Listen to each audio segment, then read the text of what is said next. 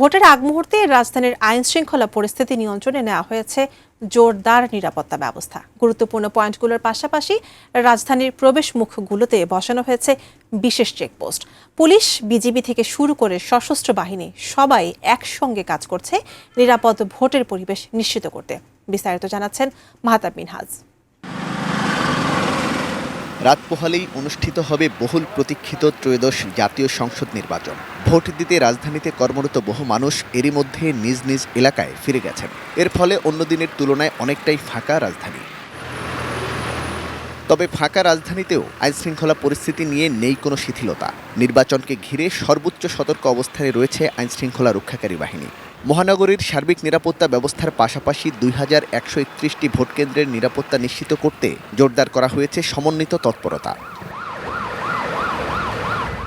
দায়িত্ব পালন করছেন পুলিশ, বিজিবি ও সশস্ত্র বাহিনীর সদস্যরা যৌথভাবে। রাজধানীর গুরুত্বপূর্ণ ও ঝুঁকিপূর্ণ স্থানের পাশাপাশি ঢাকার প্রবেশ পথগুলোতে স্থাপন করা হয়েছে বিশেষ চেকপোস্ট। চেকপোস্টগুলোতে সন্দেহভাজন যানবাহন থামিয়ে চালানো হয় তল্লাশির আওতায় আনা হয় চালক ও যাত্রীদেরও। এতে সাময়িক ভোগান্তি তৈরি হলেও ভোটের নিরাপত্তার স্বার্থে আইনশৃঙ্খলা বাহিনীর এই তৎপরতাকে ইতিবাচকভাবেই দেখছেন সাধারণ মানুষ। Korean super spicy flavor Mr. Noodles. Oh bro, what a chat. এটা তো দেশের জন্য ভালো এবং জনগণের জন্য যেটা ভালো হয় সেটাই করতেছে সরকার। দেশের জন্য ভালো, আমজনতা আমাদের জন্য ভালো। আমরাও সেফটি মনে করেন চেকিংটা খুবই ভালো হচ্ছে। এটা যে কোনো ধরনের নাশকতা, সহিংসতা কিংবা বিশৃঙ্খলা ঠেকাতে রাজধানী জুড়ে বাড়ানো হয়েছে গোয়েন্দা নজরদারিও।